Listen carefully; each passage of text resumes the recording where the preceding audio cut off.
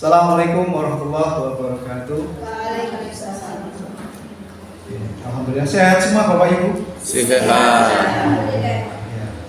Hal pertama tentu kita akan mengucapkan alhamdulillahirabbil alamin bahwa sampai dengan hari ini Allah masih memberikan kesempatan pada kita, nikmat sehat, nikmat sempat. Tadi juga sudah kita awali dengan upacara dalam rangka hari Pramuka, sehingga hari ini saya ketemu dengan Bapak Ibu semua, bagus-bagus semua dan cantik-cantik semua. Salawat juga serta salam kita haturkan kepada Nabi Muhammad SAW, di mana yang kita harapkan syafaatnya nanti di yaumil kiamah.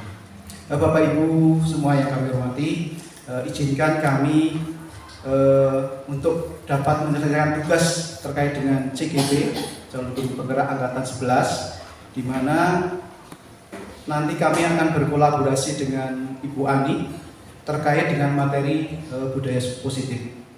Saya yakin apa yang nanti akan saya sampaikan adalah sesuatu yang sudah dihafalkan sama Bapak Ibu. Dan mungkin tidak hanya dihafal, tapi sudah dipraktekkan langsung dengan anak-anak. Sehingga kegiatan hari ini mungkin kita akan lebih mengarah ke refleksi, atau mungkin kita akan berdiskusi bersama. Mungkin ada hal-hal yang masih miss dari pemahaman kita, ada hal-hal yang perlu kita perbaiki, ada hal-hal yang perlu kita diskusikan terkait dengan budaya positif tersebut. Sehingga izinkan kami nanti berdua, Ibu Ani Nur Hidayah SPD dan saya sendiri adalah Muhammad Homsin Eskom. Ini adalah CGP Angkatan 11, masuk di Kabupaten Temanggung, Kabupaten Temanggung, angkatan berapa Bu? Kelas berapa Bu Ani? 11.475. Kemudian untuk saya sendiri adalah di kelas 11.480. Kemudian nanti untuk sesi yang akan kita sampaikan atau kita akan diskusikan bersama-sama, karena materinya cukup padat, cukup banyak, mungkin mohon maaf sekali nanti saya minta kerelaan waktu Bapak Ibu semua untuk bisa mengikuti kegiatan hari ini sampai dengan selesai. Tidak hanya sampai selesai saja, tapi nanti kita akan bahas sesuatu yang pemahaman-pemahaman yang lebih mantap lagi. Karena saya yakin Bapak Ibu guru sudah memahami apa yang nanti akan kita sampaikan. Nah, di sini akan kita bagi menjadi dua sesi. Nanti sesi pertama dengan Ibu Ani terkait dengan disiplin positif, kemudian motivasi perilaku manusia, kemudian keyakinan kelas atau keyakinan sekolah. Dan saya sendiri nanti akan coba menyampaikan terkait dengan 3 materi juga. Yang pertama adalah kebutuhan dasar manusia. Kemudian ada posisi kontrol restitusi, ini yang sudah sering kita dengar. Kemudian praktek dari segitiga restitusi itu sendiri.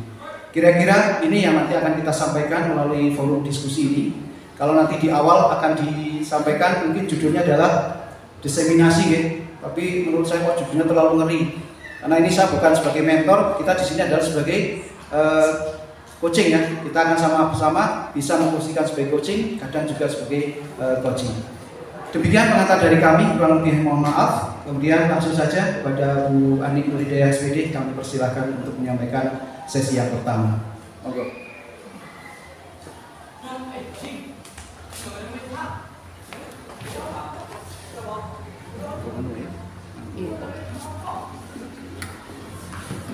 Assalamualaikum warahmatullahi wabarakatuh.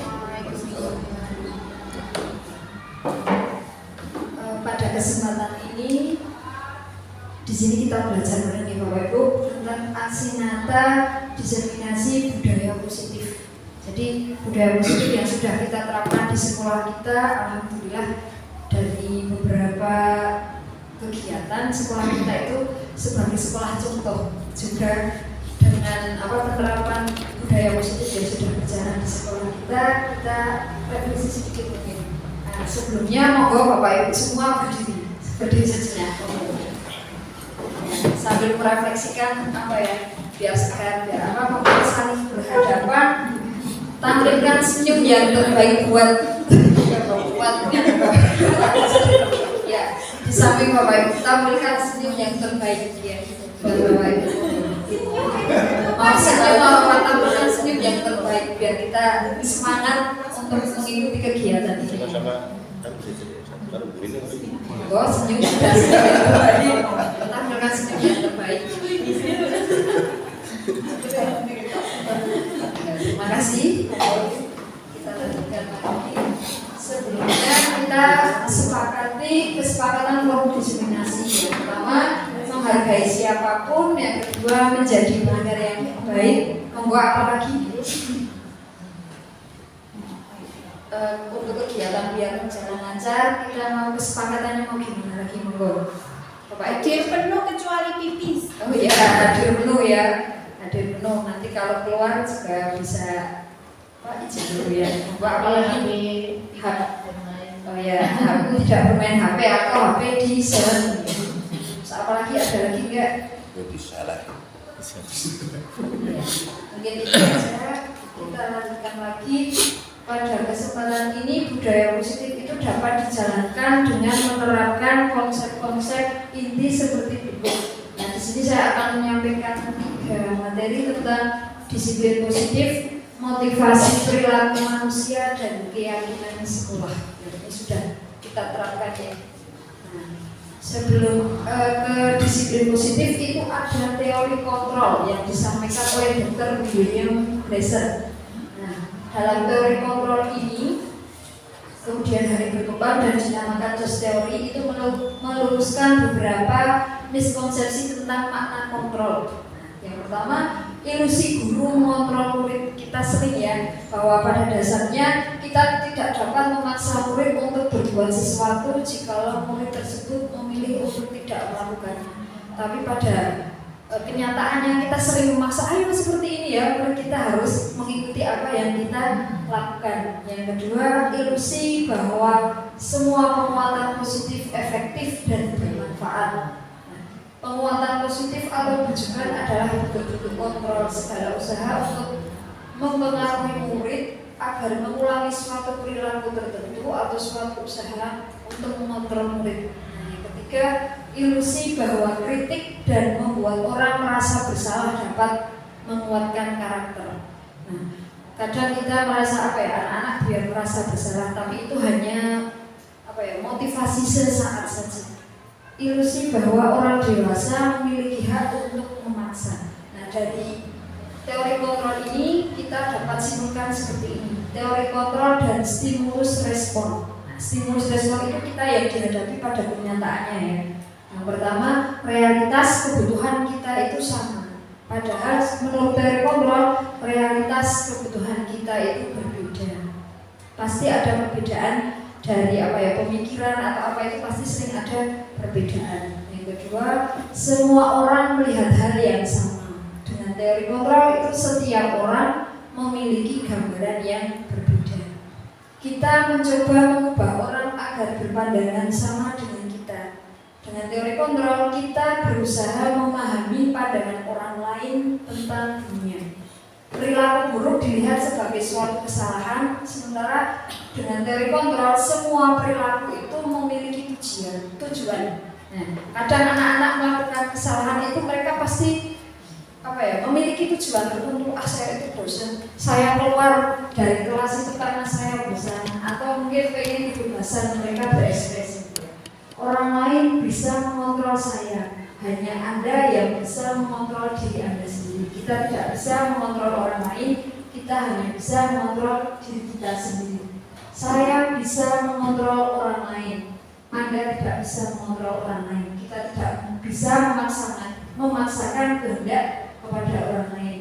Pemaksaan ada pada saat tujuan gagal, kolaborasi dan konsensus menciptakan pilihan-pilihan baru.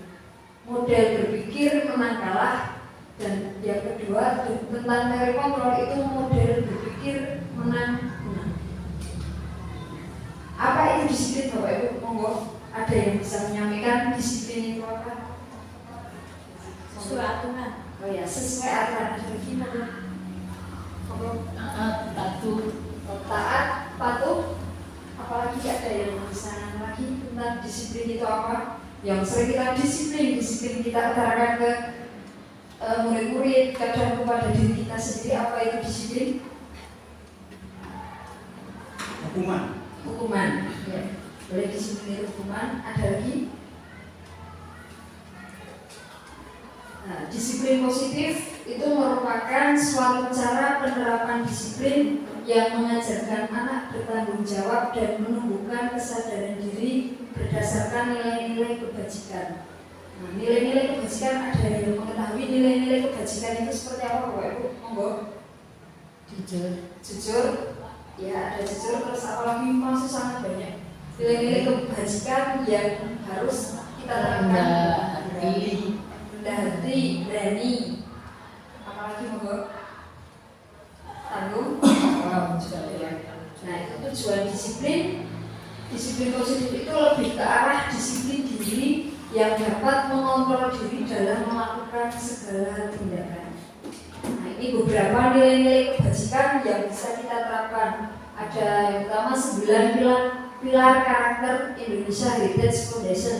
Itu ada IHF, itu cinta Tuhan dan segenap ciptaannya, kemandirian dan tanggung jawab, kejujuran, diplomatis, hormat dan santun, dermawan, suka menolong dan gotong royong, percaya diri, kreatif, kepemimpinan, baik, rendah hati, toleransi. Ada juga menurut Virtus Project atau Project nilai-nilai kebajikan itu banyak sekali.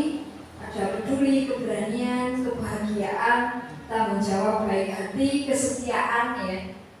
Terus keteraturan, lurus hati, harga diri dari Tuhan. Saking banyaknya nilai-nilai kebajikan yang bisa kita terapkan.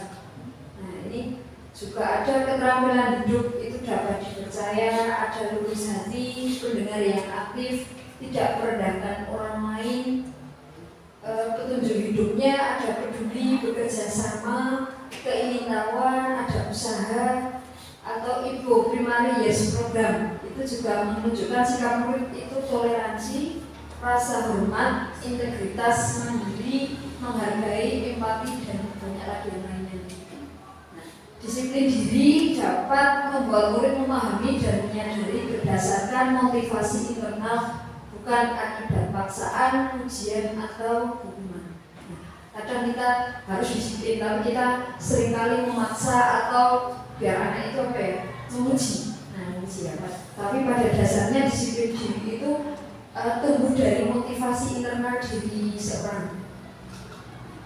Dari beberapa nilai kebajikan yang tadi sudah dilakukan, kita berfokus pada 6 karakter dalam profil pelajar Pancasila.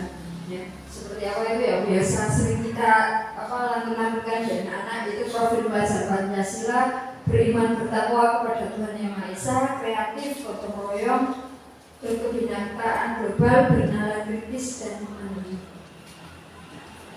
Yang materi yang kedua tentang motivasi perilaku manusia.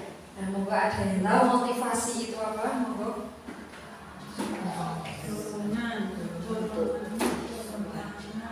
Dorongan atau apa lagi? Monggo, kurang. Monggo bisa ada yang semangat. Terus apa lagi? Keinginan, ya. Itu motivasi perilaku manusia. Di sini ada 3 motivasi perilaku manusia. Nah, yang pertama untuk menghindari ketidaknyamanan atau hukuman. Nah, kita sering melaksanakan sesuatu itu kadang untuk menghindari hukuman. Biasanya kadang gimana sebetulnya kita tidak mau bertengkar dengan orang lain, maka itu salah satu motivasi untuk menghindari ketidaknyamanan atau hukuman. Yang kedua, motivasi perilaku manusia itu untuk mendapat imbalan atau penghargaan dari orang lain. Kita melakukan sesuatu biar dipuji orang, biar kita dapat imbalan dari orang lain. Terus yang ketiga itu menjadi orang yang mereka inginkan dan menghargai diri sendiri dengan nilai-nilai yang mereka percaya. Dari 3 ini kita bisa membagi dua motivasi, yaitu motivasi eksternal itu meliputi menghindari ketidaknyamanan atau hukuman, dan yang kedua mendapatkan imbalan atau penghargaan diri dari orang lain. Sedangkan motivasi internal itu untuk menjadi orang yang mereka inginkan, menghargai diri sendiri. Nah, itu motivasi yang sangat perlu kita tanamkan, itu motivasi internal atau motivasi dari diri sendiri. Keyakinan sekolah, ya, untuk yang ketiga itu tentang keyakinan sekolah. Sudah sering kali Bapak Ibu praktekkan di kelas tentang keyakinan sekolah. Mengapa keyakinan kelas bukan peraturan kelas? Ada yang bisa menjelaskan kenapa keyakinan kelas bukan peraturan kelas? Monggo Bapak Ibu. Kalau keyakinan itu hasil kesepakatan. Keyakinan Peraturan itu kayak diberikan kalau harus melakukan. harus melakukan. Ya, kalau keyakinan itu hasil kesepakatan bersama, sedangkan peraturan itu harus diberikan ya, harus ditaati ya. Urutan langkah-langkah utama dalam menetapkan keyakinan kelas serta pendalamannya. Monggo Bapak Ibu, ini yang pertama yang harus kita lakukan dalam menyusun keyakinan kelas itu mana dulu? Dari 6 ini monggo bisa jelaskan.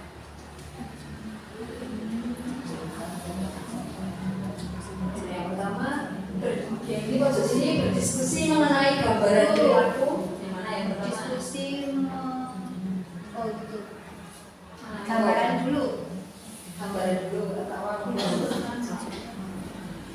Monggo bisa diurutkan dari 6 ini monggo. Di sini kayak makanya ini. Saya urutannya dari mana? Bagus kan? Atau apa? Itu gambaran dulu. Gambaran dulu. Gambaran dulu. Terus diskusi betul. Berdiskusi memunculkan. Terus Apa dari 6 ini urutannya? Berdiskusi mengenai peran guru. Ini urutannya dari 6 ini. terus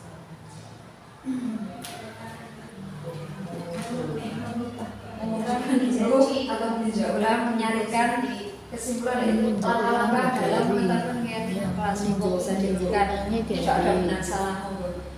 Diskusi mengenai peran sekolah. Monggo bisa dibacakan. Kayak nomor ya. Yang pertama monggo. wah sih tunjuk sih macam Yang pertama monggo Pak Wi. Satu, berdiskusi mengenai gambaran perilaku yang berdasarkan data kelas. Terus yang kedua, berdiskusi memunculkan peraturan-peraturan yang perlu ditaati warga kelas. Nah, bawahnya kemudian berdiskusi mengenai peran seluruh warga kelas. Ya, menyarikan peraturan-peraturan menjadi nilai kebajikan atau keyakinan kelas. Kemudian mengubah peraturan-peraturan menjadi kalimat yang lebih positif. Meninjau dulu ulang keyakinan kelas, baru mengubah peraturan menjadi kalimat yang lebih positif. Ada lagi yang muda monggo. Bumi ada lagi yang enggak salah ngomong itu kan ini dari 6. Kalau saya yang beda cuma yang terakhir tadi, yang meninjau ulang itu yang terakhir. Urutannya monggo bisa dibacakan kamu. Tadi dari berdiskusi mengenai gambaran itu ya. Terus 2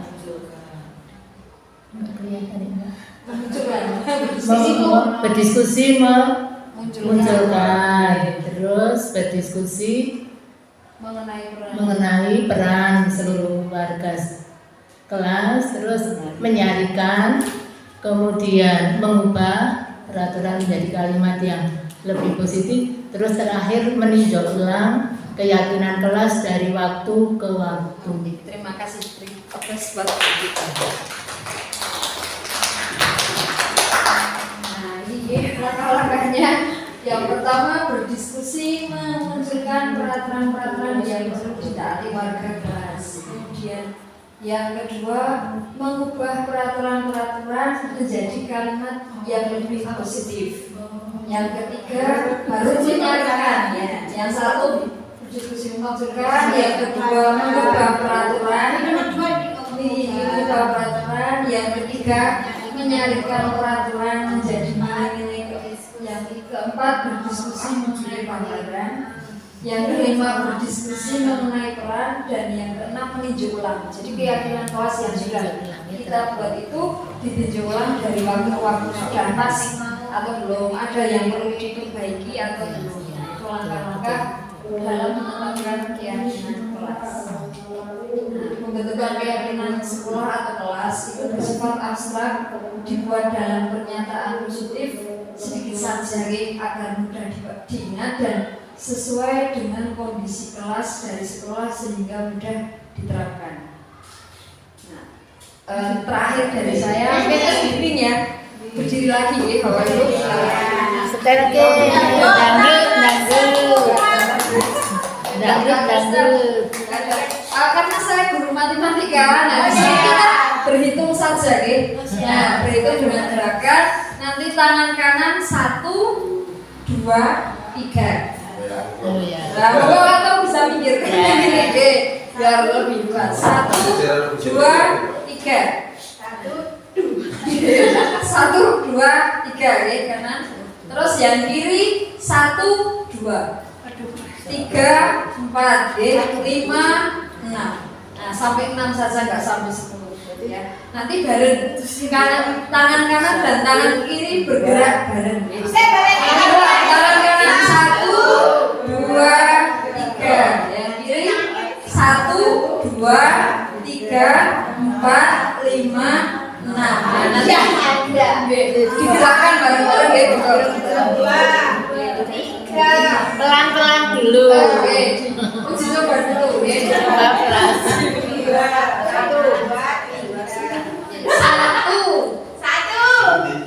Berarti kanan kiri. Dua-duanya, kanan kiri. 1, 2, 3, 4. Sing kanan belum sampai 4. 1, 2, 3, 4. Nah, yang kanan kalau 4 gimana? Baleni. Ulang lagi 1, 2, 3, 4, 5, 6. Bisa diulangi lagi, Bu. Ini ada musiknya nggak? Oh, Pak. Kurang bunyi. Ada musiknya. Ulangi. Oke, ulangi. Saya salah satu lagi ini nggak? 1, 2, 3, 4,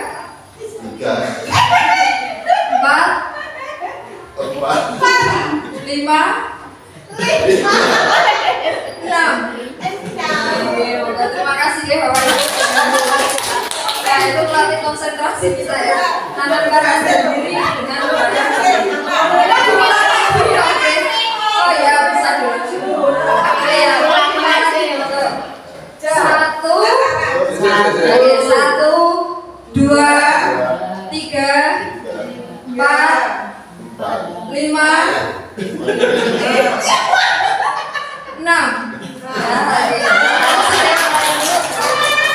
Untuk selanjutnya saya Angger kenapa itu bisa sampai berarti bener.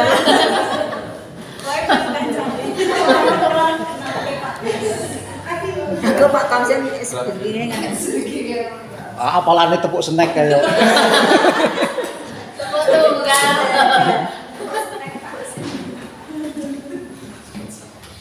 Baik, terima kasih Bu Ani, luar biasa kita beri applause lagi. Oke, bagaimana Bapak Ibu, ada tambahan nutrisi pengetahuan? Ada. Baik, sedikit kita refleksi apa yang sudah disampaikan oleh Ibu Ani. Tadi yang semangat sekali menjawab ada itu bukan Bu Irin ya? Bu Rahma. Apa ini pelajaran yang kira-kira dapat satu saja? Buatlah kesepakatan kelas itu yang ringkas, sedikit, abstrak, dan mempunyai kalimat yang positif. Wah, ini tadi saya bilang sendiri kalau ini kalau bisa nggak bisa mengingat. Jadi intinya terkait dengan kesepakatan kelas. Oke.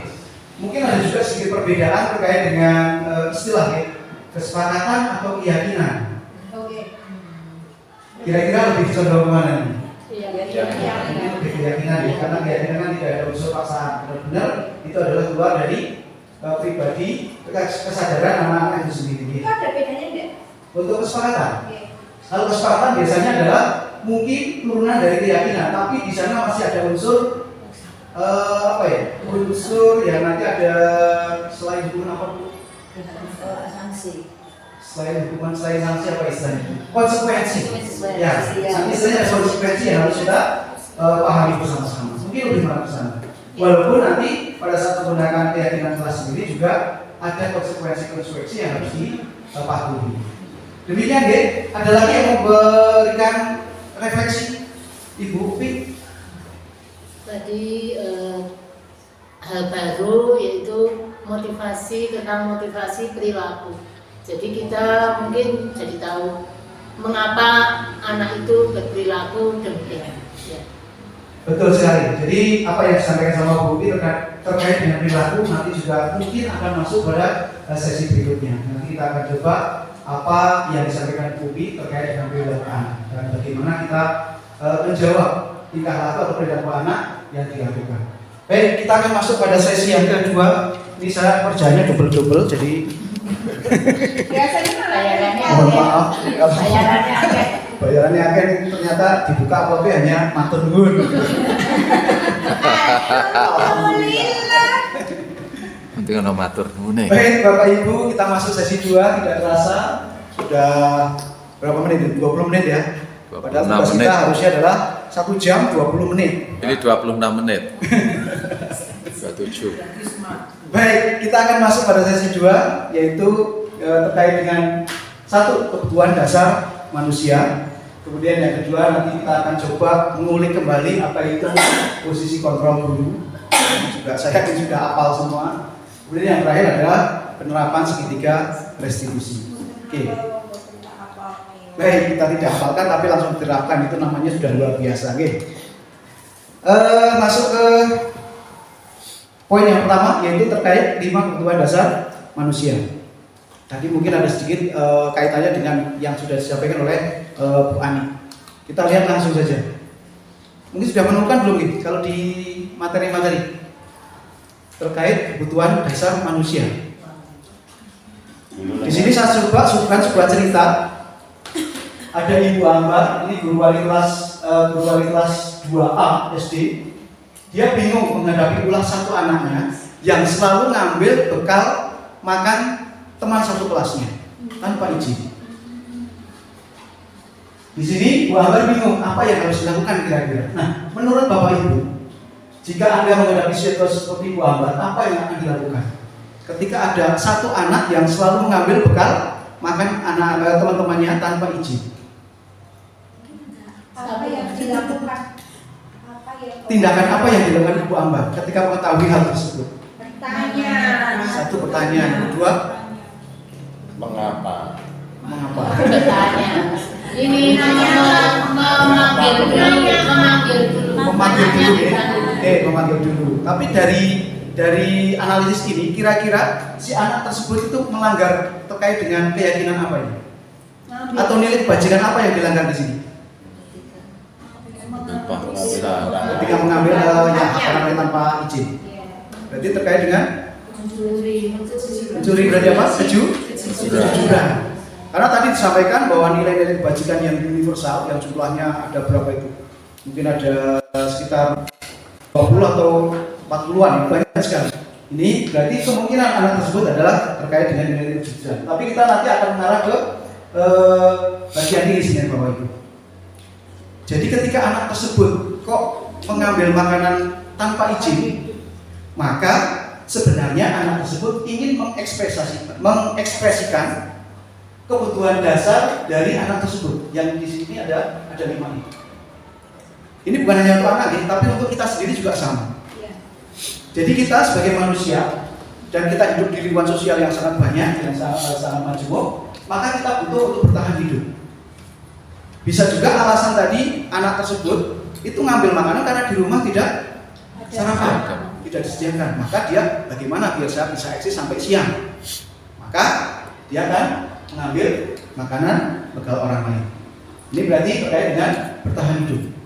Kemudian kita sebagai manusia juga ingin memiliki kebebasan. Oh ini 2, ini belum saya ganti berarti. Wah, DPR. Apa Bu? Kebutuhan Kemandirian. Di sini ada perhatian ada. apa Bu? Coba dibukukan Bu. Apakah ini BPKB apa? Sudah pernah ya? Ini belum saya ini tadi. Oke. Jadi kita coba sampaikan yang pertama sampai nanti Bu Ani bisa mencarikan dulu. Di sini adalah bertahan hidup. Tadi contohnya sudah. Dan berikutnya adalah tentang kebebasan. Kebutuhan akan kemandirian, otonomi, memiliki pilihan dan mampu mengendalikan arah hidup seseorang. Contoh kasus di kehidupan sehari-hari seperti apa? Kita sering menemukan loh di murid-murid kita sendiri. Mereka kadang membuat ulah di kelas, mengganggu temannya. Ada lagi tadi, misalnya hanya untuk guyon, ya, hanya untuk guyon-guyon. Tapi ternyata berdampak buruk. Jadi kebebasan ini contohnya mungkin salah satu murid kita juga ada yang melakukan. Kalau misalnya usil di kelas, anak ini nggak mau diem, kira-kira masuk kemana Bapak Ibu? Dia pengen mengekspresikan apa tentang kebutuhan dasar manusianya? Kebebasan. Jadi ketika kita mendeteksi anak ini kok usil, maka kita harus menelisik dulu. Kenapa dia usil? Otomatis kita juga harus sampai pada lingkungan keluarga mereka juga, sehingga kita tahu anak ini usil karena kenapa? Mungkin di rumahnya adalah kurang perhatian. Kalau terkait dengan perhatian, mungkin dia butuh ini juga. Ngerti nggih? Jadi dia di rumahnya tidak mendapatkan kasih sayang dan rasa diterima di keluarganya. Mungkin diajukan, atau mungkin bisa juga dia punya adik, sementara orang tuanya lebih condong ke adik-adiknya, sehingga dia kurang perhatian. Maka ketika sampai di sekolah bisa juga anak tersebut akan mengekspresikan melalui ini. Ya.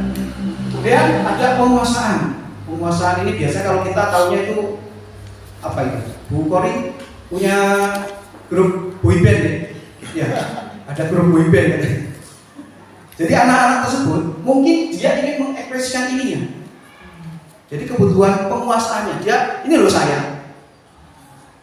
Jadi diekspresikan melalui ya tadi membuat grup, sehingga sementara pada saat di kelas mungkin sering membuat ulang. Jadi intinya bahwa anak-anak kita ketika di dalam kelas kok sering melakukan hal-hal yang tidak boleh dilakukan, artinya keluar dari hal-hal yang sudah disepakati keyakinan kelas tadi, maka anak sebenarnya kita akan melihat ekspresi apa yang ingin dia sampaikan melalui dirinya sendiri. Apakah bertahan hidup, kebebasan, penguasaan, kasih sayang, atau yang ini adalah sebenarnya kesenangan. Ya. Kesenangan. Ya. Contoh tadi ada anak yang iseng. Dia kan hanya pengen, oh nggak apa-apa saya senangnya kayak gitu. Berarti dia sedang mengekspresikan kebutuhan tentang kesenangan dirinya sendiri. Tapi di sini ketika cara anak-anak kita mengekspresikan kebutuhan ini kadang tidak sesuai dengan ketentuan. Ya tadi ketika usil, sebenarnya kalau tugas kita sebagai guru berarti mengarahkan anak-anak yang bermasalah tadi sesuai dengan kebutuhannya dulu. Misal contoh saja inisial F. Ini kan murid kita juga. Ya. Kita dulu. Ketika kita menghadapi inisial F ini, maka kita harus telisik dulu dari sini. Apa sih yang menjadi penyebab anak tersebut menjadi sering bermasalah di kelas? Jadi ketika kita sudah mengetahui ini, baru nanti kita akan masuk ke bahasan yang berikutnya. Mungkin Bapak Ibu sudah melakukan yaitu segitiga restitusi tadi. Tapi sebelum ke sana kita akan memulai. Saya kira bisa dipahami nih Bapak Ibu kaitan dengan ini. Sekali lagi bahwa ini tidak hanya untuk anak, tapi kita sebagai guru juga harus mengetahui hal-hal ini. Bu Kori juga kemarin sudah mempelajari satu modul terkait dengan PPG-nya. Apa Bu Kori? Emosional, sosial, emosional terkait dengan mental. Mungkin juga bisa juga dimasukkan ke sini.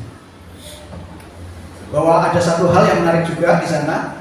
Ternyata terkait dengan sosial emosional ini, ketika kita sebagai guru dari rumah sudah membawa masalah, kemudian kita masuk ke dalam kelas, itu ternyata berdampak buruk juga untuk anak didik kita. Bisa jadi begitu. Pernah melakukan? Pernah. Oh, saya berkali-kali.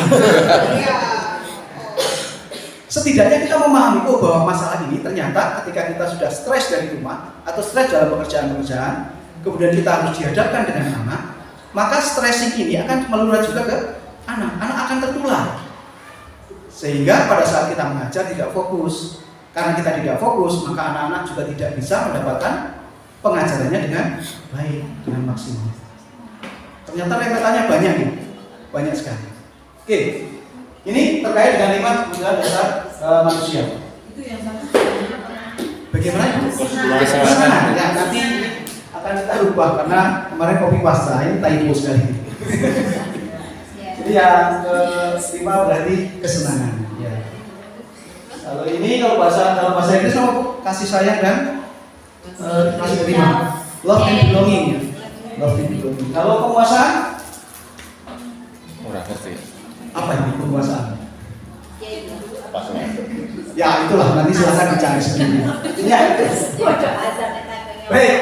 Nah, dari apa yang sudah kita sampaikan, kita sedikit merenung Ibu, ya, dan Bapak-bapak. Bahwa ternyata semua orang itu senantiasa berusaha memenuhi 5 kebutuhan tadi. Entah itu anak ataupun guru. Bila mereka tidak bisa mendapatkan kebutuhan dengan cara yang positif, yang baik, mereka bisa melanggar peraturan. Yang penting tujuan dari pribadinya adalah terpenuhi.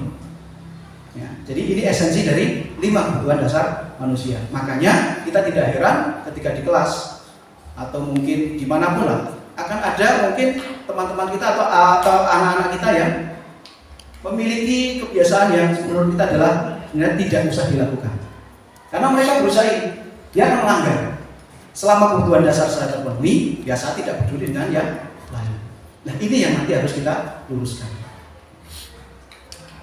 Berikutnya Bapak Ibu, ini contoh kasus ya tadi lah kita sudah mencontohkan ada yang inisial F tadi, atau Bapak Ibu juga sudah sering mengalami di dalam kelas. Ternyata anak-anak kita yang sangat berbeda, yang memiliki gaya belajar yang berbeda-beda juga, maka dalam menangani di kelas kita juga nanti harus memperhatikan terkait dengan kebutuhan dasar apa yang sebenarnya anak ini ingin capai. Lanjut Bapak Ibu, kita masuk ke posisi yang kedua, materi kedua. Nah ini sudah baru setengah jam ternyata. Nggih, ampun kesusu. Ampun kesusu berarti. Kita rem dulu. Oke. Mau ice breaking dulu? Baik. Oke, ice breaking wise ini gitu. Pada saat kita PI 2 itu ada tepuk snack walaupun belum dipraktekkan sama Ibu Ririn. Kira-kira apa ini Bu Ririn untuk tepuk snacknya? Lumpia. Tepuk snack prok buka prok. Wow, prok enak. Saya ulang, tepuk snack prok buka Wow. enak. Ini tepuknya Bu Ririn. Kenal nih. Harusnya kalau karena kita sedang menggunakan pakaian pramuka, harusnya tepuk pramuka gitu. Masih apa? Masih dong. Nah, coba. Satu. Sementara masih dengan duduk ya? Ya. Boleh. Ya. Nanti pas berdirinya nanti. Tapi tidak di rumah ya Pak Saiman. Iya. Baik, kita coba tepuk pramuka.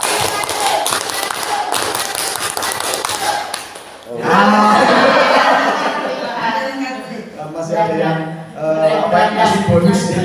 Tambah kedua aja nih. Biasanya 2 kali. Kita coba. Kita akan coba 2 kali tepuk pramuka.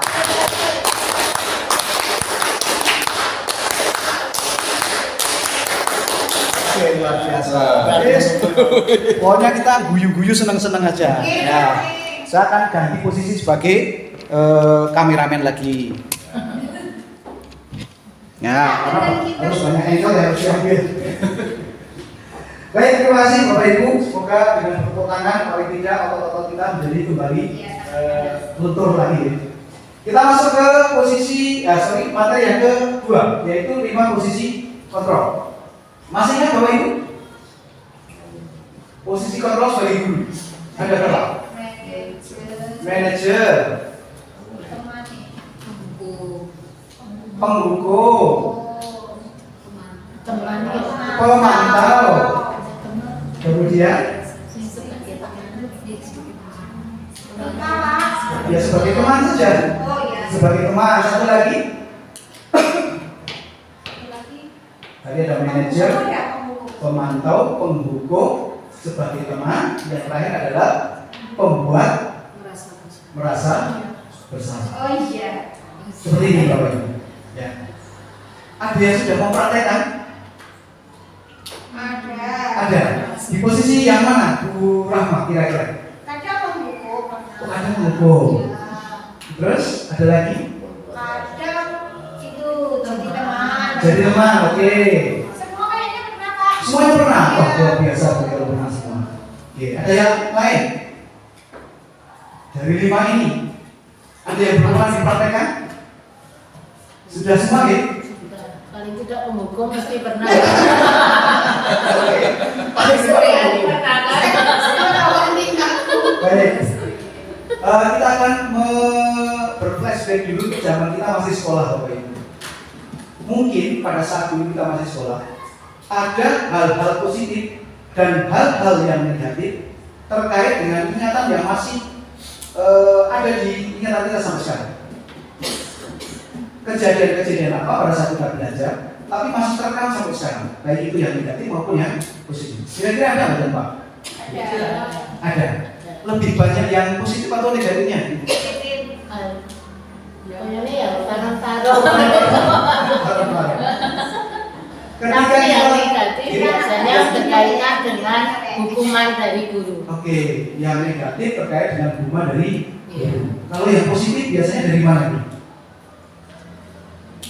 Penghargaan, perhatian dari guru. Penghargaan dan perhatian dari guru. Oke, kita akan coba korelasikan dengan apa yang sudah dipaparkan di sini. Jadi ketika kita dulu sebagai murid yang pada waktu itu mungkin masih menggunakan kurikulum yang macam-macam ya, ini ada yang kurikulum 76, lainnya juga yang generasi Z, jadi masing-masing punya pengalaman yang berbeda. Tapi saya yakin punya ingatan-ingatan yang masih ada di dalam pikiran kita sampai sekarang, entah itu baik maupun yang buruk. Tanpa disadari, ternyata guru kita itu sudah menanamkan rekaman-rekaman yang berefek sampai sekarang, entah itu baik maupun buruk. Harapannya kita sebagai guru kedepannya adalah kita bisa menanamkan sesuatu yang baik, yang positif, sehingga anak-anak kita nanti tidak memiliki rekam jejak yang buruk terkait dengan pendidikan. Nah, salah satu hal yang bisa kita lakukan adalah melalui 5 posisi kontrol kita sebagai guru. Tadi sampaikan di depan sama Bu Ani bahwa guru itu tidak punya kekuasaan apapun untuk bisa mengubah anak. Yang bisa mengubah itu siapa? Dia dirinya sendiri. Caranya bagaimana biar dia bisa mampu atau mau untuk mengubah dirinya sendiri? Ya kita buat kesadaran secara penuh. Jadi sebenarnya itu adalah kuncinya di situ. Cuma yang jadi pertanyaan adalah bagaimana caranya, gitu. Karena kadang ketika kita menerapkan itu juga muncul masalah yang bervariasi sekali. Kita coba ulik dulu yang pertama. Tadi ada yang disebut sama Ibu Upi. Dulu pengalamannya adalah dihukum. Ada yang di sini yang sebagai murid belum pernah dihukum? Sudah pernah dihukum semua ya? Sudah. Ketika posisi kita adalah guru sebagai penghukum, maka kita lihat di sini, dia akan menggunakan kalimat tebal. Dia akan ngomong dengan nada yang keras. Ya, namanya marah-marah itu. Kemudian si guru tersebut di sini juga tidak peduli apa yang menjadi alasan murid. Pokoknya salah ya salah. Kemudian tindakan lainnya adalah di sini pasti ada hukumannya. Karena kamu melakukan kesalahan maka saya hukum. Misalnya makan bakso 1 mangkok enak ya. Di lapangan. Ya udah ke lapangan atau bukan proyek. Ini posisi penghukum. Kemudian kita coba untuk yang membuat merasa bersalah. Saya masih ingat punya guru BB perempuan. Dia itu ngomongnya selalu pelan, tidak bisa kencang.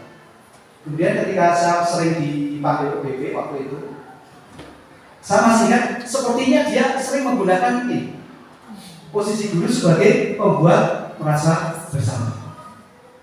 Di sini adalah cirinya, dia menggunakan suara yang lembut, jadi pelan, nadanya pelan.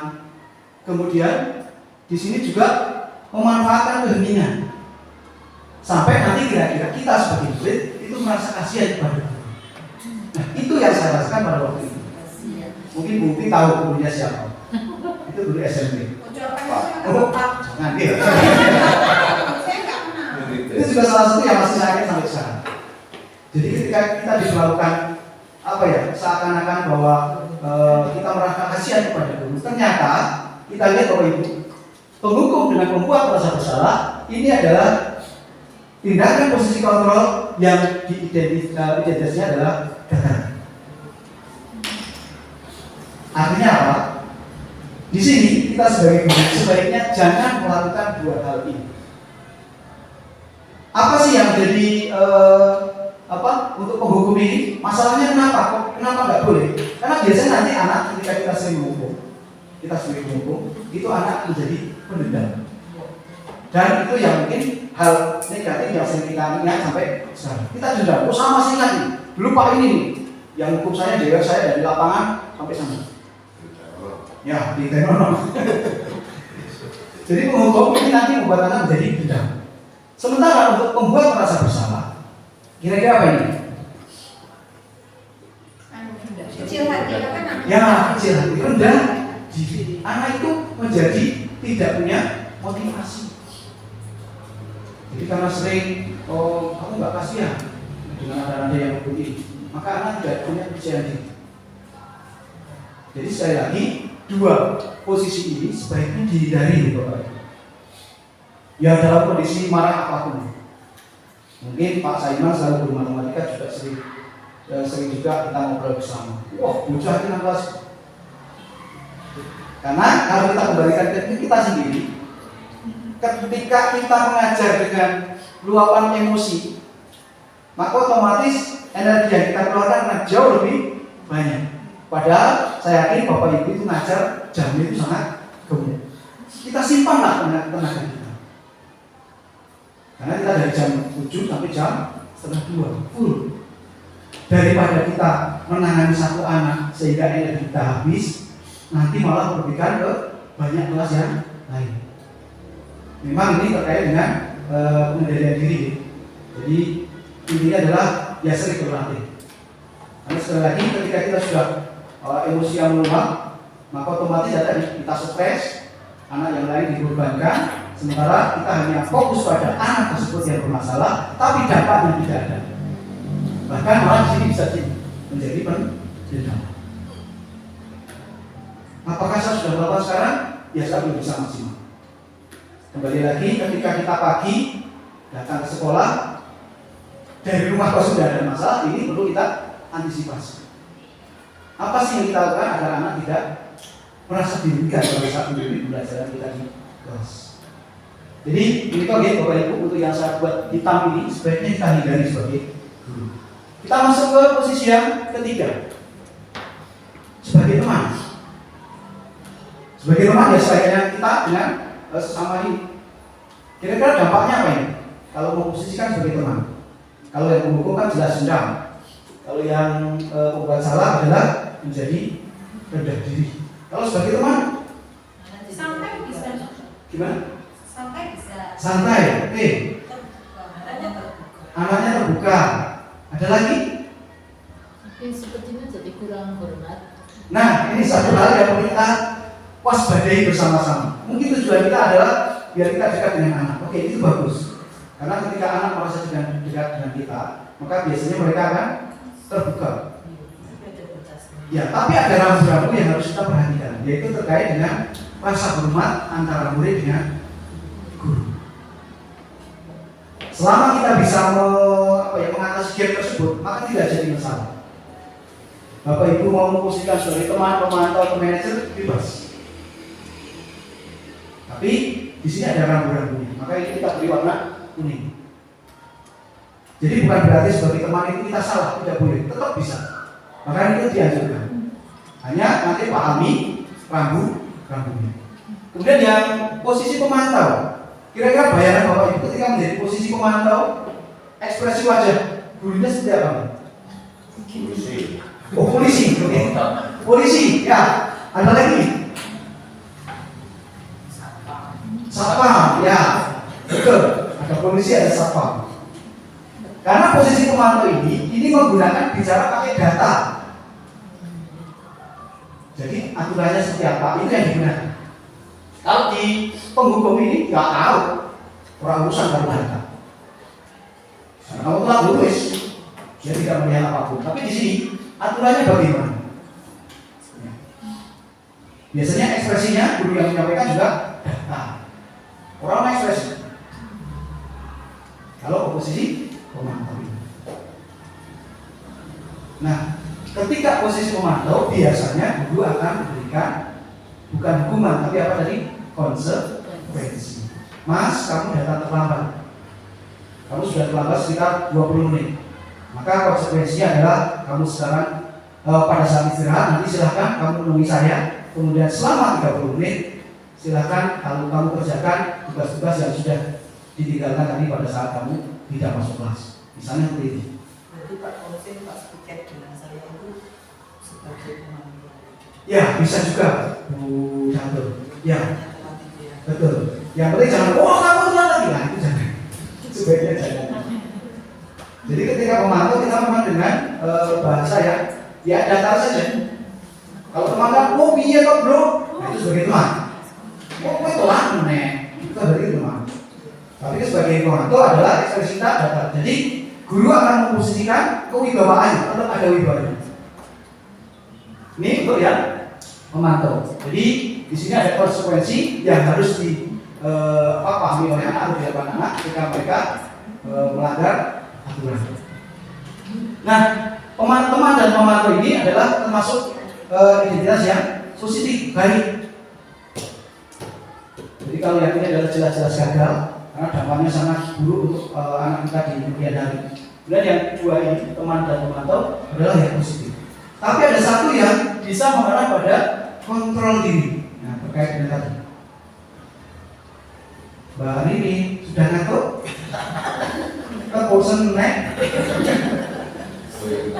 Oke, lanjut ya. Ini masih banyak materinya, semoga masih bertahan. Kalau nanti membosankan silakan tutup. Bosan Pak, kita speaking nanti yang ngatur saya suruh ya silakan. Oke, kita guyon saja. Baik, terakhir adalah posisi manajer. Nah, inilah harapan kita. Harapan kita memposisikan diri sebagai seorang manajer. Apa sih yang disampaikan di sini? Jadi posisi di mana berbuat sesuatu bersama dengan murid mempersilahkan untuk mempertanggungjawabkan perilaku.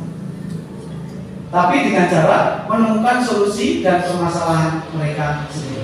Artinya mereka sendiri yang mencari solusinya, bukan kita yang mengarahkan.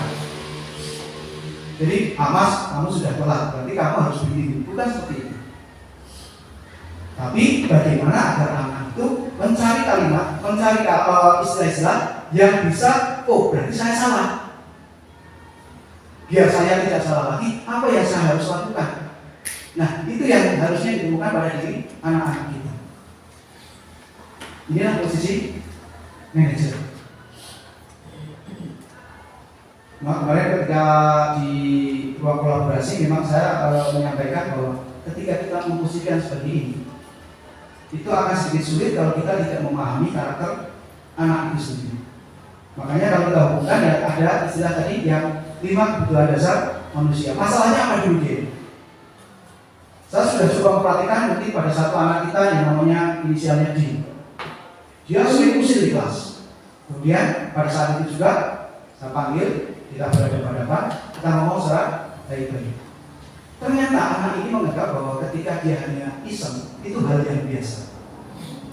Maka tugas kita bagaimana? Nah, kalau memang itu adalah hal biasa, boleh dilakukan, tapi bukan dalam pembelajaran. Nah, harapannya anak itu dia muncul pemahaman itu sendiri dari dalam dirinya, bukan kita yang mengarahkan. Sehingga nanti anak-anak benar-benar bisa menyadari tentang kontrol dirinya. Ada yang miskonsepsi terkait dengan manajer. Monggo Bu Siti. Kira-kira sudah nanti bisa mempraktikkan posisi manajer. Kalau saya itu sebenarnya ya, kadang-kadang memantau. Kadang-kadang memantau. Ya, kalau manajer itu mungkin jarang sekali. Jarang sekali. Ya. Pernah Tapi jarang. Mas Saiman, kemarin sudah kita foto pada saat melakukan restitusi. Gimana pengalamannya? Jadi menurut saya dari 5 posisi kontrol itu 2 yang kurang baik, 3 yang baik. Itu yang paling bisa saya lakukan itu yang memantau. Memantau. Ketika anak itu melanggar apa, terus kita tunjukkan ya datanya seperti tadi. Terus yang penting itu konsekuensinya itu harus sesuai dengan kesalahan yang misalnya terlambat sudah nyanyi Indonesia Raya, terus ya nanti konsekuensinya dia harus nyanyi Indonesia Raya sendiri ya. Berarti Pak Saiman masih memposisikan pada pemantau. Ada lagi, tadi Bu Siti adalah ke kadang pemantau, kalau yang manajer mau coba dipraktikkan ya. Ya, jarang. Bu lihat kira-kira posisi mana yang sudah berhasil dilakukan? Teman dan pemantau. Ada yang sudah di posisi manajer? Ada?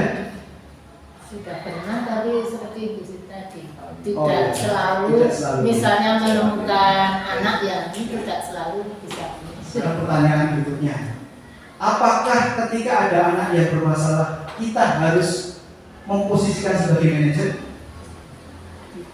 Nah itu. Apakah harus? Mau lanjut? Tidak. Alasannya apa?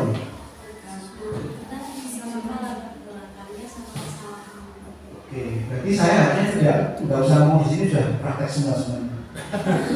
Karena ya memang seperti itu. Jadi posisi yang terbaik kan ada 3 ini. Apakah harus sebagai manajer? Tidak. Kita lihat kondisinya. Ya, jadi mau sebagai teman boleh, mau sebagai pemantau boleh, mau sebagai manajer itu yang luar biasa. Karena nanti ada juga suatu keadaan atau situasi di mana kita tidak bisa menerapkan ini semua. Kita sudah tidak bisa menerapkan 5 posisi. Pada saat apa kira-kira? Posisi kita sebagai guru ini tidak bisa diterapkan semua. Pada saat kasus anak sudah pada taraf kriminal, narkoba, ini ranahnya sudah berbeda. Kalau kriminal, misalnya mencuri dan lain-lain, mencuri yang dalam jumlah yang besar ya, ini kan posisi sekolah sudah bukan ranahnya lagi. Berarti siapa? Ya bisa ke kepolisian. Kalau narkoba berarti nanti urusan dengan BNN. Jadi sekali lagi, tadi sudah betul sekali bahwa kita tidak harus memposisikan sebagai manajer. Situasional saja, kondisinya seperti apa. Yang penting nanti kalau bisa jangan memperlakukan anak yang sama dengan posisi yang sama. Karena ketika nanti kita pemantau terus ini, pemantau kita sendiri yang susah ya, bagi guru. Susahnya di mana? Kita harus ngecek terus. Kalau memang kita fokus pada sekali, kemarin sudah saya kasih tahu ini. Sekarang melanggar lagi, jadi kita akan dipantau terus. Ya masing-masing punya kelemahan. Tapi bagaimana kita mengatasi kelemahan-kelemahan dari setiap posisi kontrol ini? Memang posisi yang paling ideal adalah manajer. Tapi sekali lagi ini tidak harus. Sepakat ya? Sepakat Bu Ririn? Sepakat. Senyumnya mana? Senyum 1 jam. Oh, enggak. Baik, lanjut. Oke, inilah istilah-istilah kalau tadi sudah kita jawabkan juga nih.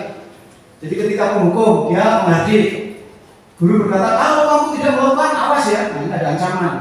Kemudian hasilnya apa? Pemberontak. Ya, anak jadi berontak.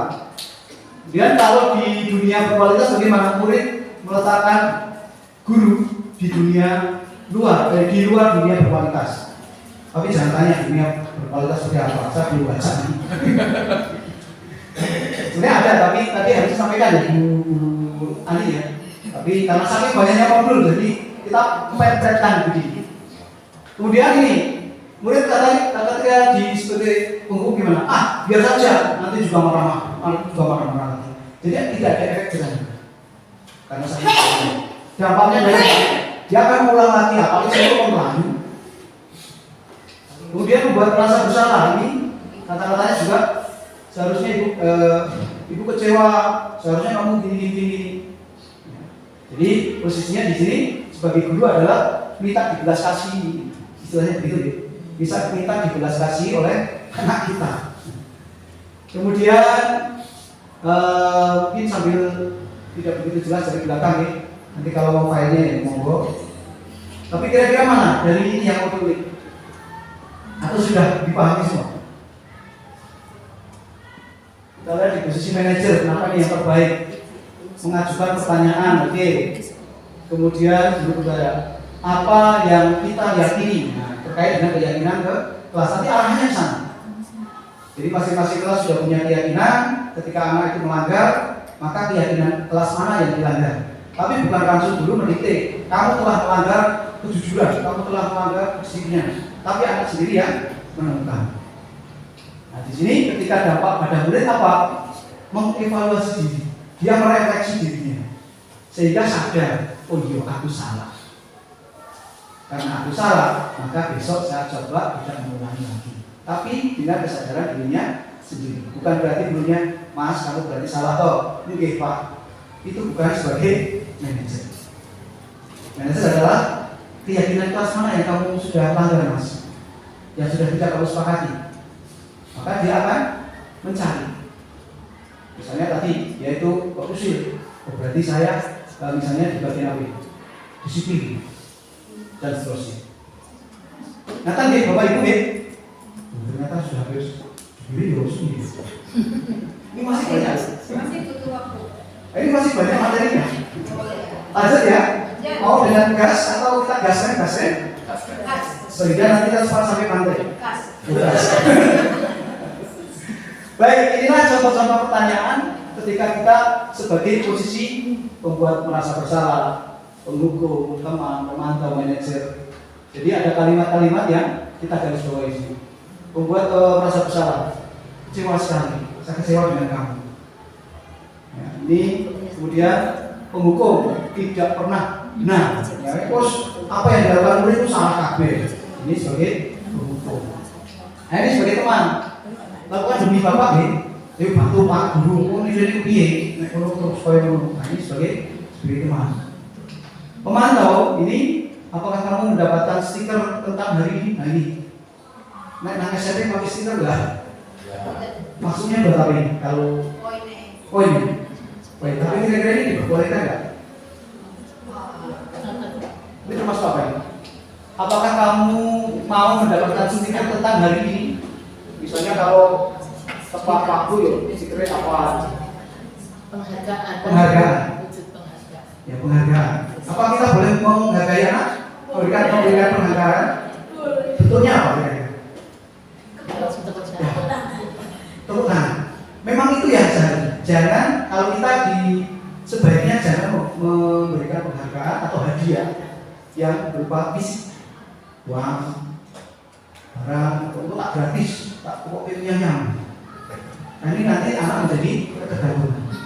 Sehingga ketika dia misalnya menjawab atau disuruh maju mau, bukan berdasarkan kesadarannya sendiri untuk maju, tapi karena ini hadiah tadi. Nah, apakah kita boleh memberikan penghargaan? Harus. Tapi bentuknya ya hanya mensupport. Tepuk tangan, wah luar biasa, jempol, itu sudah bagus. Ini terkait dengan ide utamanya sedikit tadi. Kemudian sebagai penghukum juga sama. Lanjut. Dari 5 posisi kontrol lagi, kira-kira mana yang mau dipulihkan?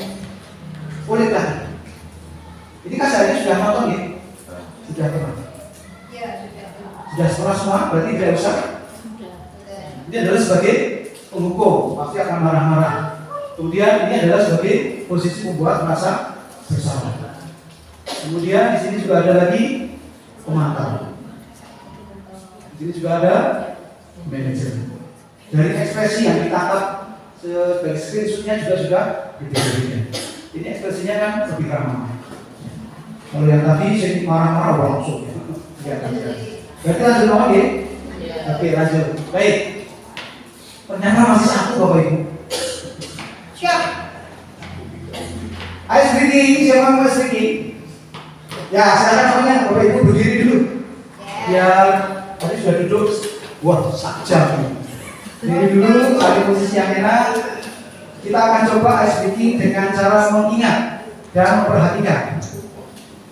Tugas Bapak Ibu nanti adalah ketika nanti saya menyebutkan dalam ceritanya menyebutkan Bapak, maka silahkan pinggulnya di depan. Ya. Ketika saya nanti ada kalimat kata Bapak, maka silahkan ke depan. Kalau Ibu silahkan ke belakang. Kalau adik silahkan ke kiri. Kirinya saya apa kirinya kakak? Ya, kirinya Bapak Ibu. Kirinya sendiri. Ke kiri. Kalau kakak ke kanan.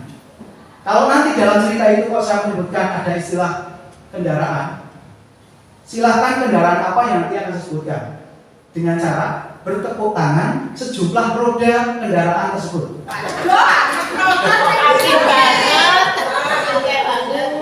Dibagi ya. Kita latihan dulu semuanya berkacak pinggang. Baik, Bapak.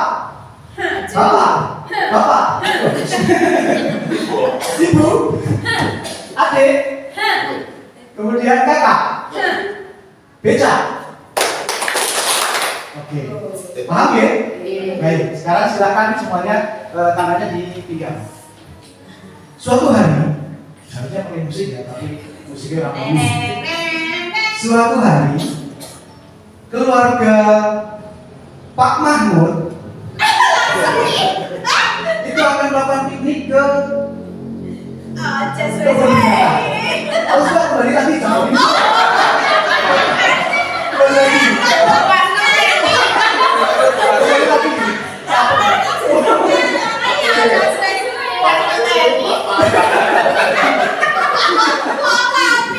Oke, akan piknik ke kebun binatang. Kemudian dia mengajak ibunya yang sedang masak. Balik lagi. Kemudian karena saking antusiasnya, maka anak-anaknya juga ikut membersamai mereka ke dalam mau ikut dengan piknik mereka. Sehingga adiknya berkata, kembali lagi. Bu, saya ikut. Apakah kakak boleh diajak? Oh boleh, nanti kita bareng-bareng. Tapi misalnya nanti pas hari Minggu ya. Baik Bu. Ya. Kemudian akhirnya mereka pun sekeluarga pergi menggunakan mobil Avanza-nya. Kurang satu Pak, nek keluarga jadi gini. Oh gitu ya. Maka kalau keluarga nanti silakan dibeli. Pacar itu dihitung ya? Iya, kan ada dari. Ya orang ada bahasa Pak. Bahasa kurang. Bahasa orang ini kok dari sama. Lanjut. Nah, ketika di jalan, mereka menemui banyak sekali kendaraan. Salah satunya adalah bis. Berapa?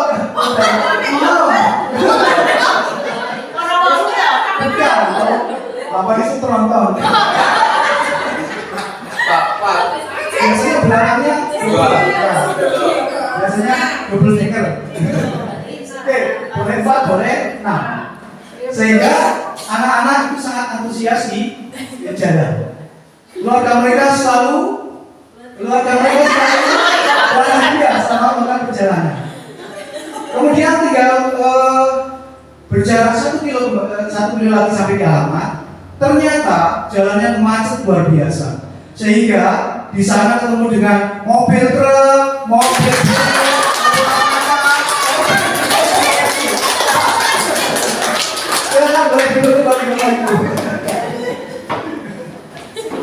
Oke, kita sudah menarik pipi kita sedikit untuk senyum. Moga-moga bisa konsentrasi nih. Ya, tinggal sedikit ini juga saudara sudah mulai hilang. Oke, segitiga restitusi. Untuk istilahnya sudah hafal semua. Oke. Intinya adalah di sini adalah menciptakan kondisi murid untuk memperbaiki kesalahan mereka. sehingga mereka bisa kembali pada kelompok mereka. Intinya itu.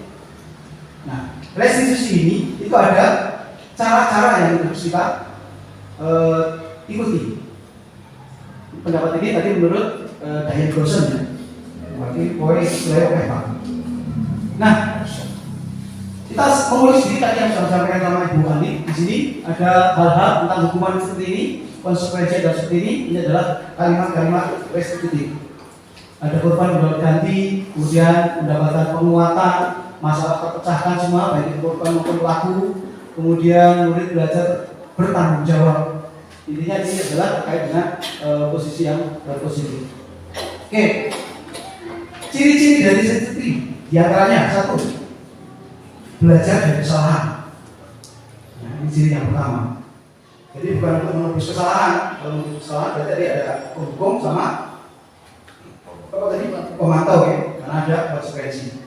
Intinya di sini adalah anak bisa belajar dari kesalahannya. Yang kedua adalah memperbaiki hubungan, baik itu hubungan dengan guru maupun dengan sesama teman. Misalnya mereka bertukar, nanti dua-duanya akan direstitusi, bukan hanya salah satu. Kemudian yang ketiga adalah tawaran, bukan paksaan. Jadi kita menawarkan opsi-opsi pemecahan masalahnya mau seperti apa. Yang keempat, restitusi itu menuntun untuk melihat ke dalam diri anak itu. Ini yang kita. Dia caranya biar anak-anak benar sadar bukan karena dipaksa. Nah kira-kira Vicky disuruh ini bisa kan? Ini kayak kita nanti. Kemudian yang kelima adalah mencari kebutuhan dasar. Ya, jadi kebutuhan dasarnya tadi ada 5 ya. Nah, kebutuhan dasarnya apa sih yang ingin dipenuhi oleh anak tersebut? Nanti kita cari solusinya. Kemudian di sini adalah fokus pada solusinya apa. Kemudian yang lainnya adalah membuat yang berbuat salah, mengembalikan murid yang berbuat salah pada kelompoknya kembali, sehingga mereka diterima kembali, tidak lagi dikucilkan. Ini kira-kira terkait dengan ciri-ciri restitusi. Nah, ini yang sudah sangat Bapak Ibu hafalkan, segitiga restitusi. Yang pertama adalah stabilkan identitasnya dulu. Ketika anak sudah bermasalah, maka anak biar emosinya turun dulu. Ya. Anak tidak meluap-luap, anak tidak nangis, tapi kita stabilkan dulu kondisi emosinya. Setelah stabil, maka kita validasi. Jadi anak ini kebutuhannya apa? Butuh apa? Terkait dengan 5 dasar kebutuhan manusia tadi. Setelah itu baru kita ke yang terakhir, keyakinannya apa ketika kamu melakukan kesalahan tadi. Jadi apa yang perlu diperbaiki dalam menebus kesalahannya tadi. Jadi ada panduan juga. Jadi ketika menstabilkan identitas, ya setiap anak kan memang setiap orang pasti pernah melakukan kesalahan, Mas. Atau ya kalau saya jadi kamu, saya juga akan merasa bahwa saya akan melakukan itu. Misal dia karena membela diri, dia disakiti temannya, terus dia balas, tapi balasnya kelewatan. Ketika anak kita restitusi, maka Mas, kalau saya di posisi benar, ya saya juga akan membela diri. Nah, ini salah satu dari distabilkan dulu, sehingga anak merasa terbela. Jadi anak tidak disalahkan terus. Apa ada pembelaan dari gurunya? Ketika anak sudah merasa bahwa dia dibela oleh gurunya, ini sebenarnya hanya trik saja agar anak bisa memahami kita. Apa yang kita ucapkan nanti bisa dimengerti oleh mereka.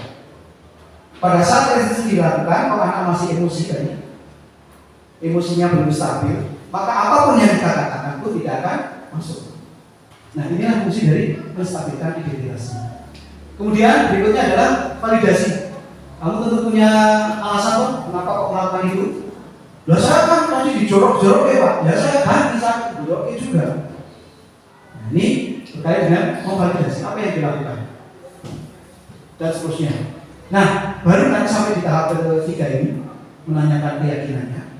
Mas, kira-kira ketika kamu tadi joroknya temennya sampai terjungkal seperti itu,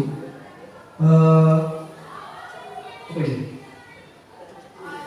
Melanggar aturan, melanggar ya? Kalau bisa kalimatnya jangan sama. Apa ini, Mbak Bu Ani? Tidak sesuai. Apakah kira-kira terkait dengan keyakinan kelas tadi? Apa kalimat yang kira-kira dibangun? Kamu kan tadi sudah jorokin temen nih sampai kejungkal. Kalimat apa yang ditanyakan? Dari keyakinan kelas anak, mana yang menurut kamu perbuatan kamu tadi Iya, tidak? ya betul. Dari keyakinan kelas yang sudah kamu sepakati, keyakinan mana yang kira-kira apa? Perbuatan kamu tadi. melanggar keyakinan yang Tidak sesuai. Tidak sesuai, tidak sesuai dengan keyakinan kelas. Keyakinan kelas mana yang tidak sesuai dengan perbuatan yang sudah kamu lakukan. Nah, mungkin kalimat-kalimat ini yang membantu. Intinya adalah hindari dengan tadi ada hukuman, kemudian ada menyalahkan dan seterusnya. Sampai nanti pada akhirnya anak itu benar-benar, oh Pak, yaudah saya akan minta maaf. Selain itu ada lagi kan? Selain minta maaf, ya karena tadi sepertinya yang saat joget dimulai protes Pak. Nanti tak bantu ini kasih obat merah Pak. Kita berarti hal-hal yang kita seperti ini akan tumbuh dari anak, bukan kita yang mengarahkan, bukan kita yang kamu berarti ada ya. Nanti kalau kayak bantu, berarti dia diantar, bukan seperti itu. Tapi anak sendiri yang memiliki ini siapa? Jadi langkah-langkah itu sebenarnya arahnya seperti itu. Oke, ini beberapa contoh kalimatnya nanti akan kita ulik bersama mungkin dalam progres belajar kita atau nanti pada saat kita ngobrol bersama. Kalau istilahnya adalah coaching ya, coaching tapi berdua, tapi orang dicatat. Mungkin coaching langsung. Sebenarnya kan lebih enak seperti itu ya daripada bagi jadwal pilih-pilih ternyata orang ini atau ini coaching langsung Pak, wah aku mau kelas ini, aku bisa Pak, ini namanya sudah coaching. Tapi dengan bahasa yang enak ya, tidak terlalu resmi. Ini beberapa istilah terkait dengan stabilkan, kemudian validasi, kemudian ada lagi adalah penanyakan keyakinan kelas siapa. Ini ada integrasi 30 detik. Nanti anak kita integrasi dulu. Misalnya, apakah tugas kamu saat ini? Apa yang saya bisa bantu agar kamu dapat segera mulai? Misalnya, Pak nanti akan saya antar rumahnya, tapi dia ternyata rumahnya jauh. Nah, solusi ini begini. Nanti apa yang bisa saya lakukan kalau kamu akan mengantar anak ini? Karena anak kan sudah menyadari dia ingin apa yang dilakukan. Mungkin dia akan menemui mengalami kesulitan juga. Apa yang bisa saya bantu? Ini beberapa contoh-contoh terkait dengan intervensi ke anak. Saya kira ini yang tadi sudah kita bahas ternyata banyak sekali. Dan ketika pengalaman kami di selama CPP di modul 1.4, setiap protokol, setiap ada elaborasi itu selalu merosot waktunya. Yang tadinya hanya 1,5 jam menjadi 2 jam atau 3 jam. Kenapa? Ya karena saking banyak seperti ini Bapak. Nah inilah yang tadi sudah kita coba ulik bersama. Kita coba menyamakan persepsi kembali terkait dengan budaya positif. Dimulai dari apa? Disiplin positif. Disiplin positif itu memiliki beberapa cabang. Ada di sini adalah tidak bisa mengontrol orang lain, maka apa yang kita lakukan? Berarti ini terkait dengan disiplin itu sendiri. Kemudian semua perilaku memiliki tujuan. Anak-anak kita melakukan seperti itu ada tujuannya. Apa tujuannya? Kita coba tarik melalui teori motivasi. Kemudian anak mungkin menghindari hukuman dan seterusnya. Dan yang akhirnya muaranya adalah dia adalah keyakinan kelas. Demikian juga ini model berpikir menang-menang. Ada yang bisa dijelaskan? Model berpikir menang-menang. Menang-menang ini artinya apa? Menang apa ya? Menang semua. Win-win solution ya. Artinya tidak ada yang dirugikan. Pak guru yo mendapatkan solusi, anak juga dapat solusi. Ini namanya menang-menang, prinsip menang-menang. Oke, apa yang dilakukan? Nah, di sini posisi kita sebagai posisi guru tadi. Kemudian ini adalah tindakan-tindakan yang dilakukan melalui segitiga restitusi. Yang terakhir adalah di sini terkait dengan 5 kebutuhan dasar manusia. Demikian Bapak Ibu, kurang lebihnya mohon maaf setelah kita bersama hampir berapa ini? 1 jam lebih ya. Kita tadi dari setengah 10. Ini adalah sudah setengah 11. Luar biasa. Kita beri aplaus untuk kita semua. Sampai di sini mungkin ada Bapak Ibu yang akan menyampaikan sesuatu. Saya persilakan, yang jelas tidak untuk ice breaking lagi. Monggo, ada? Tidak ada? Baik, kalau tidak ada, tentunya selama 1 jam lebih ini saya bersama Bapak Ibu banyak kesalahan yang saya lakukan. Demikian juga dengan Ibu Ani, bisa kesini Bu Ani.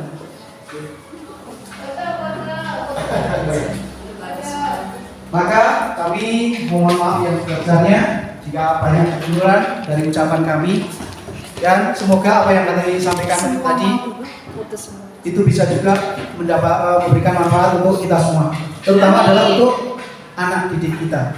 Ingat bahwa pendidikan adalah tujuannya untuk bahagia dan selamat. Ya, selamat dan bahagia. Saya kira tidak hanya untuk anak, kita juga ketika ngajar harusnya bisa selamat dan bahagia. Saya akhiri, assalamualaikum warahmatullahi wabarakatuh.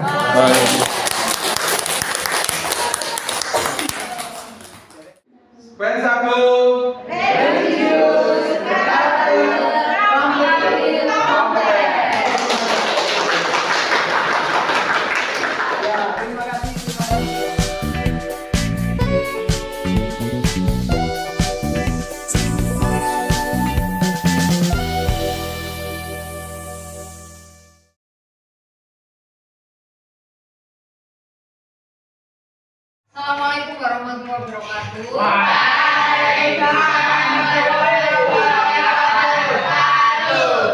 Anak-anakku sekalian, pada kesempatan ini kita akan membuat keyakinan kelas. Keyakinan kelas itu akan kita jalankan dan ditaati bersama. Kalian silakan memberikan masukan-masukan apa yang akan kita lakukan untuk keyakinan kelas agar pembelajaran lebih efektif ya. Ini dibagikan kertas, nanti silakan kamu isi dan tempelkan ke depan untuk keyakinan kelas. Keyakinan kelas itu berisi tentang nilai-nilai kebajikan yang harus dimiliki oleh setiap anak atau berupa peraturan yang telah diperoleh ya. Silakan nanti kalian tulis. Nggak usah dikasih nama, silakan ditulis aja tentang apa keyakinan yang harus kita lakukan bersama ya.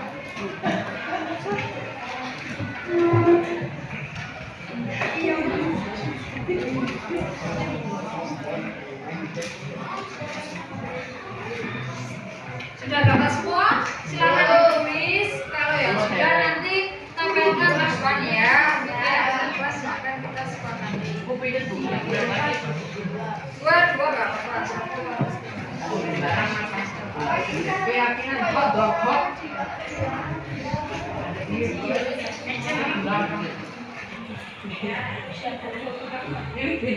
silakan tulis.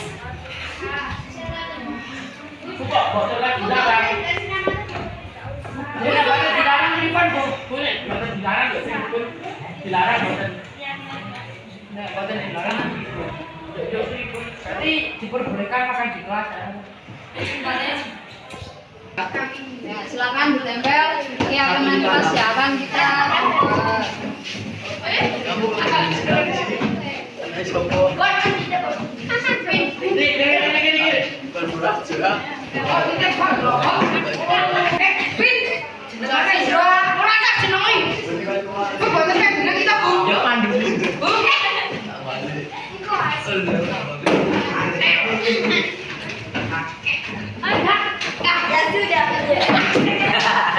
Sudah kalian tulis dan kita sepakati bersama. Nanti keyakinan kelas itu kita tempelkan di kelas dan setiap bulannya kita perbarui apakah ada keyakinan kelas yang harus kita perbarui. Kalian sepakati ya. Iya. Oke.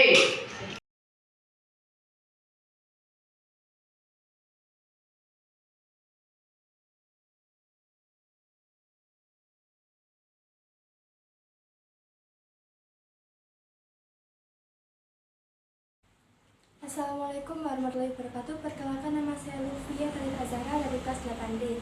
Dalam pembuatan keyakinan kelas, Bu Ani telah menjelaskan tentang apa itu keyakinan kelas dan memberikan kesempatan untuk berdiskusi serta memberikan pendapat tentang keyakinan kelas tersebut. Sekian dari saya, terima kasih dan wassalamualaikum warahmatullahi wabarakatuh.